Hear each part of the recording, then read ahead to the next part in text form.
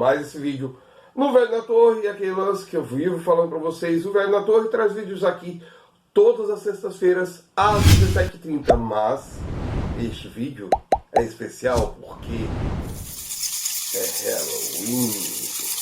Então, você já teve pesadelos? Assim, eu tenho um que até é recorrente, onde entro em uma mansão ou numa casa abandonada, em uma obra incompleta, aterrorizante, e um espírito de uma velha me assombra. Ou então, sonho que estou caindo e acordo, de repente. Acho que esse pesadelo todo mundo já teve alguma vez. Bem, em 1981, o cineasta Wes Craven começou a escrever A Hora do Pesadelo, se baseando em várias histórias e acontecimentos que ele tinha lido e testemunhado. Os pesadelos se basearam em ocorrências que foram chamadas de Síndrome da Morte Asiática, onde cambodianos e vietnamitas, devido a traumas sofridos durante o enfrentamento com os estadunidenses, decidiram não dormir mais. Alguns que dormiram terminaram falecendo enquanto tiravam uma pestana. Já a imagem de Fred Krueger veio de quando Craven era muito jovem e viu um velho passando do lado de fora de sua casa. Parou para olhar em sua direção, o assustando muito, e depois foi embora. Não sei se o velho aparentava com a cara deformada de Krueger, mas assustou Wes Craven o suficiente para ele criar o personagem. Bem, na história do primeiro filme, a jovem Tina Gray acorda após sonhar com um ser aterrador e conta para sua amiga Nancy Thompson, descobrindo que essa teve um sonho muito semelhante.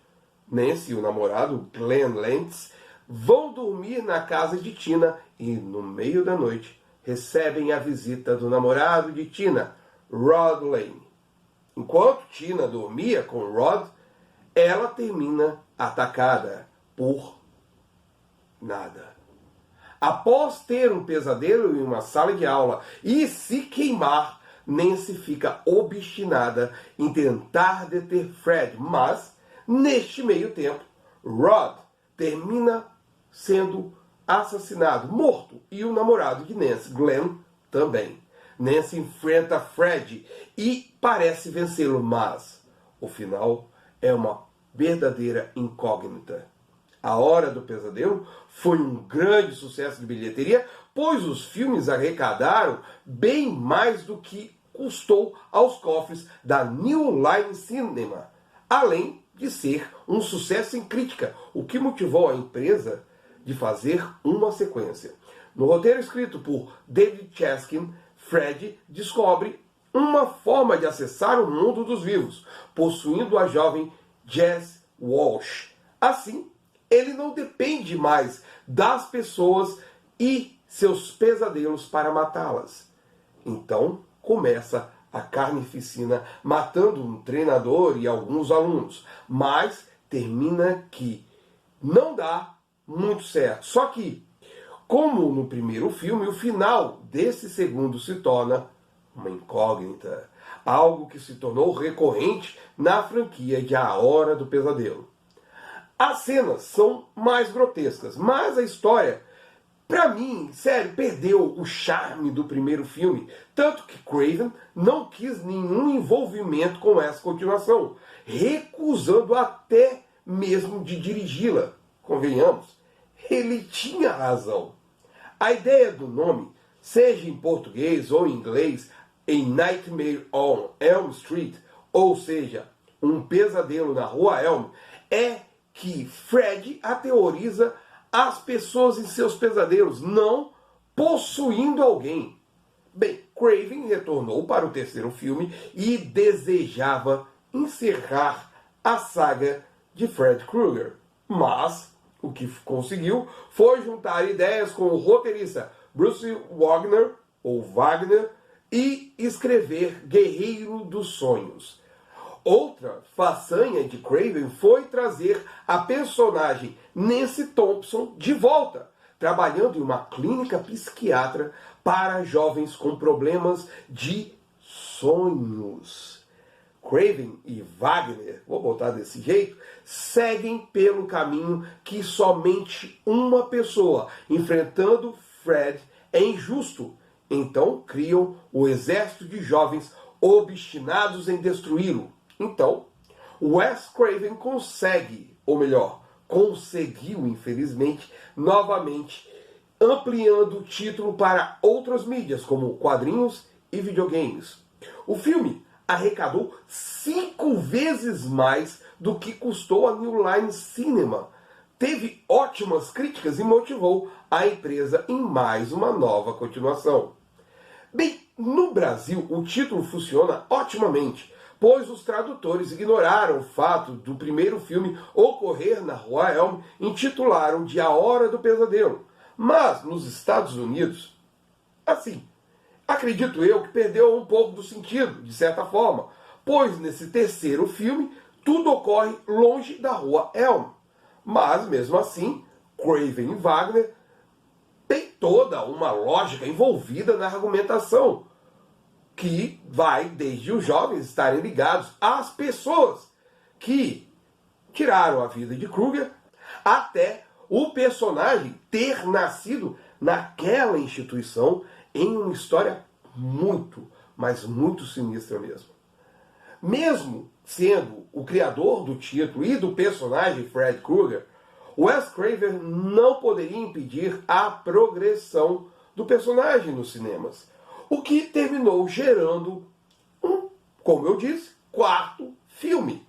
Craven queria seguir a ideia que não agradou aos produtores da New Line, então pegaram a história criada por William Kotzwinkle e Brian Helgeland e transformaram em roteiro pelas mãos de Helgeland e dos irmãos Ken e Jim Witt. Nesse filme, cujo subtítulo era O Mestre dos Sonhos, temos Alice, que após receber os dons de Kristen Parker, a heroína do filme anterior, do terceiro filme, e a última dos filhos da Rua Elm, cujos pais foram responsáveis pelo fim de Fred no passado, se torna uma porta de ligação de Krueger com os sonhos de seus amigos. Mas, ao invés disso fortalecer Fred, termina transformando Alice na mestra dos sonhos, derrotando mais ou menos definitivamente. Nunca é. Sinceramente, esse filme tinha tudo para ser o último, mas estamos falando de Hollywood e uma franquia que ainda mantinha o sucesso. Então, a New Line Cinema, a casa da Hora do Pesadelo, pediu um novo roteiro que veio das mãos de Leslie Bohan, que havia criado a história com John Skipp e Craig Spector. No filme, Alice retorna e temos mais conhecimento de como Fred Krueger nasceu com a história de sua mãe. Ela era uma freira de uma clínica psiquiátrica que foi agredida, violentada por centenas de maníacos. O lance do filme é um ressurgimento de Fred como uma criatura maligna dos sonhos, que volta para atormentar jovens, mas, novamente, termina derrotado, desta vez por Alice e a mãe de Fred. O sexto filme é uma história até interessante, pois foi o único que assisti nos cinemas. Na época, eu, meu irmão e meu primo Átila, totalmente viciado na franquia na época, fomos ao cinema conferir A Hora do Pesadelo 6, O Pesadelo Final, A Morte de Fred. Pois, nos 10 minutos finais do filme, tínhamos que colocar um óculos 3D para assistir a luta no mundo dos sonhos. Um dos elementos interessantes desse filme, que se passa 10 anos depois dos últimos acontecimentos, é que Fred tinha uma família e no final precisa enfrentar a própria filha. Em definitivo, foi o filme dos filmes A Hora do Pesadelo. Mas Wes Craven desejava, desde o terceiro filme, realizar algo bem diferente, mas terminou deixando o projeto de lado, pois a New Line não desejava realizar na época. Então, ele escreveu outro roteiro e foi fazer A Maldição de Samantha para a Warner Bros. Nesse filme, que levaria o título de A Hora do Pesadelo 7 e terminou com Um Novo Pesadelo de Wes Craven, Craven trabalhou com a meta cinemática, onde vemos a atriz Heather Langenkamp, é o nome da atriz, vivendo uma vida comum com seu marido e seu filho, mas tendo pesadelos recorrentes com a mão enluvada de Fred.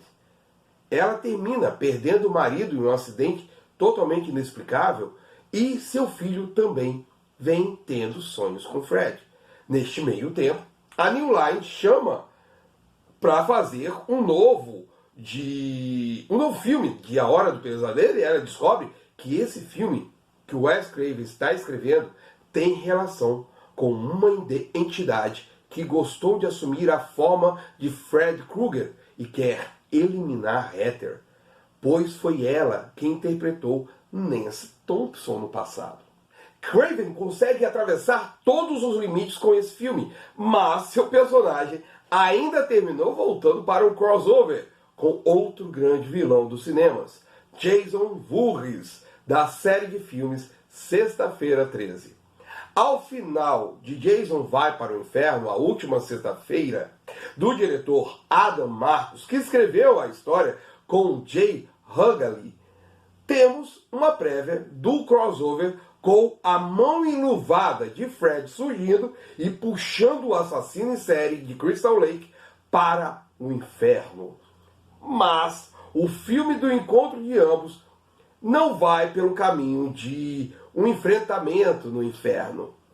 Na história, Fred está no inferno e precisa ser lembrado pelos adolescentes da Rua Elm, em Springwood. E, para isso, usa Jason Voorhees para realizar as matanças iniciais que o fortalecerão e o tornarão novamente capaz de tirar vidas nos pesadelos. Mas o tiro sai pela culatra e Jason se torna mais assustador do que Fred poderia ser, pois Voorhees é uma máquina de matar ambulante. E em uma festa cheia de adolescentes, eles veem Jason. O conflito vai até o hospital psiquiátrico Westin, onde Fred e Jason iniciam um conflito no mundo dos sonhos. Mas a heroína do filme, Laurie Campbell, decide ir até lá para trazer Fred ao mundo dos vivos, onde ele terá que enfrentar Jason novamente e se tornando, em definitivo, o fim de ambos. Mas o que fez a New Line um grande sucesso com as franquias, como eu já disse, foi A Hora do Pesadelo. Se tornou a casa da Hora do Pesadelo. Então, em 2010, estreou um remake de A Hora do Pesadelo, escrito por Wesley Strick e Eric Heisserer, e com direção de Samuel Bayer. Jack Earle Haley vinha como o assassino dos pesadelos, Fred Krueger. A ideia foi se aprofundar ainda mais na história criada por Wes Craven 26 anos antes, trazendo traumas das infâncias às jovens vítimas deste remake. Mantém-se que Fred Krueger foi morto, assassinado pelos pais das crianças que eram suas vítimas, mas as crianças são os jovens que estão perdendo suas vidas nas garras dele. A heroína ainda se chama Nancy, mas o filme começa com mais gore e mais slash do que seu predecessor. E, sinceramente, as atualizações são muito bem-vindas, pois prometeram um filme mais aterrorizante e acredito terem alcançado o seu objetivo com esse filme. Esse remake de A Hora do Pesadelo começou a alcançar grandes bilheterias para um filme de horror slasher. Mas as críticas, diferentemente das bilheterias, foram bem negativas, pois os personagens, principalmente o Krueger de Jack Earle Haley, não tem o mesmo carisma do que ele foi vivido com o Robert Englund. Não me entendam mal quem gostou, eu adoro o Haley. Assim, gosto muito dos trabalhos dele, mas Englund é Fred Krueger. Um ponto interessante. Atores como Johnny Depp e Patricia Arquette tiveram seus começos de carreiras nos filmes de A Hora do Pesadelo. Assim, o vídeo está saindo hoje, na intenção exatamente de comemorar o Dia das Bruxas com uma das maiores franquias slashers de todos os tempos, que, desculpem-me, os entusiastas de Jason, é melhor do que Sexta-feira 13 em questão de continuidade e coerência, ok? Pois estamos falando de uma entidade dos sonhos que transformam os nossos pesadelos em algo tão real que somos capazes de perder nossas vidas. Não espero nunca que meus pesadelos cheguem a tanto, mas A Hora do Pesadelo mostra que sonhos podem ser muito mais do que assustadores. E eu vou ficando nessa. Um feliz Halloween para todos vocês. Agradeço a todos que assistiram o vídeo até aqui. Já falo para você, se gostou do vídeo, deixa o like. Se não gostou, pode dar o dislike, não tem problema nenhum. É um feedback aqui entre a gente. Já peço também, comenta aqui embaixo, fala aí se já assistiram todos esses filmes de Hora do Pesadelo. Se não assistiram, fala aí se vocês gostam de Hora do Pesadelo também. Outra coisa que eu peço que ajuda muito, sempre, demais, compartilhe o vídeo, joga pra frente esse vídeo pra galera estar conhecendo aqui o Velho na Torre. Você tá preso aí? Faz um grande favorzão pra mim, aquele grande favorzão muito bom. Tem aqui embaixo o botãozinho de inscreva-se, clica nele, dá o peteleco na sinetinha para estar recebendo aos vídeos do Velho da Torre que, tirando esse especial e alguns outros especiais, eu trago aqui, tento trazer pelo menos, todas as sextas-feiras às 17h30. O Velho da Torre vai ficando nessa. Feliz Halloween novamente, até mais. Fui.